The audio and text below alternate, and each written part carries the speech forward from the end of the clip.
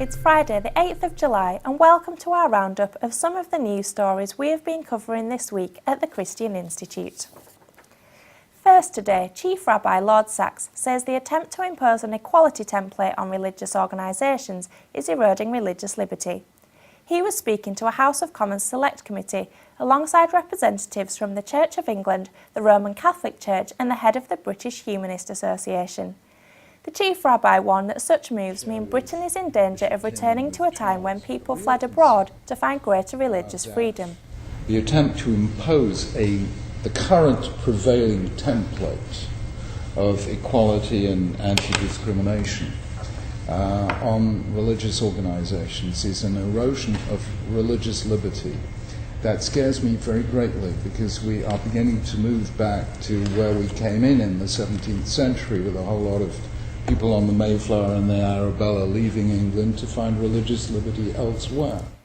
The Commission on Assisted Dying has come in for criticism from the British Medical Association. The BMA has questioned its impartiality and independence over the issue of assisted suicide. The Commission is headed by Lord Falconer, who has previously tried and failed to weaken the law on assisted suicide in the House of Lords. But the BMA has been critical of the Commission, saying it is unbalanced and packed with euthanasia supporters. When you look at the composition of the Commission, the bias is clear. 9 out of 12 members are publicly in favour of changing the law to permit assisted suicide. The other 3 haven't declared their positions. Not a single one is publicly against it. A balanced debate.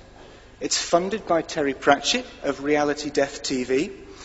It's supported by Dignity in Dying, the main lobby group supporting assisted suicide. So the only people commissioning it are those who already want the law to change. Just so long as we're clear on that. TV personality and art critic Brian Sewell has hit out at the excessive number of homosexual and transsexual characters on ITV's Coronation Street. Mr Sewell, who is himself bisexual, said the programme is being used to push minority issues and to preach from some supposed moral high ground. Writing in a national newspaper, Mr Sewell also attacked the same-sex storylines on the BBC's EastEnders. He said soaps were being used as sexual propaganda and the BBC was giving minority issues a disproportionate amount of airtime. He said, in every kind of programme, be it drama, news, debate or for children, in this land of equal opportunities, minorities are given the opportunity to punch above their weight. A top advocate for Muslim women's rights has welcomed Baroness Cox's arbitration bill. The bill tackles the problems caused by Sharia courts operating in England and Wales. Cassandra Balkin is co-founder and chair of the Muslim Women's Network UK. She works with Muslim women and she has found anecdotal evidence of discrimination. She says that some Muslim women have a tougher time in Britain than in many Muslim countries.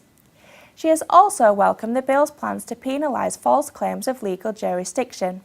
She said, unlike the arbitration tribunals, Sharia councils have no legal status, but a minority sometimes misleadingly imply their mediated decisions carry some legal weight.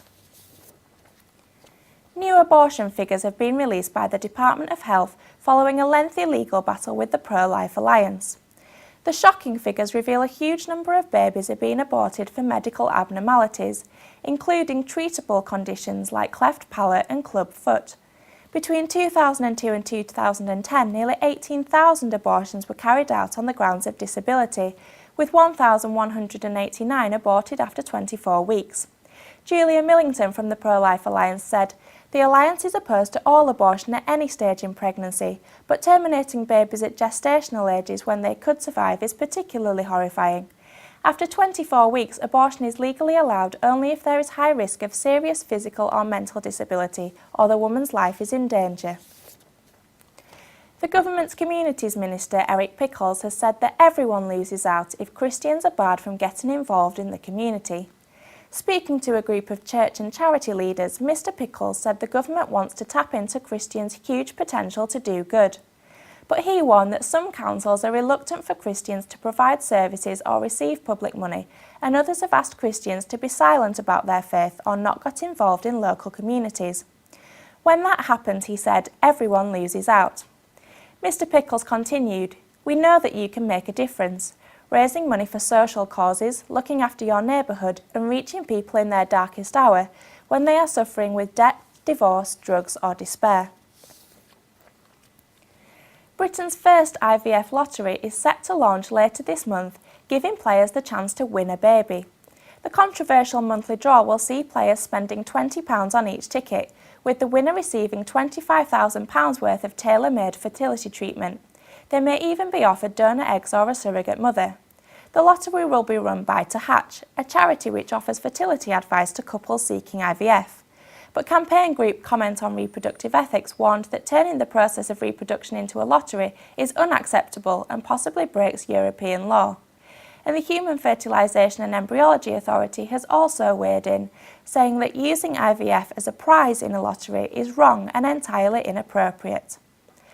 Well, that's all for this week. For more information and regular updates on all of our stories, plus much more, visit our website at christian.org.uk.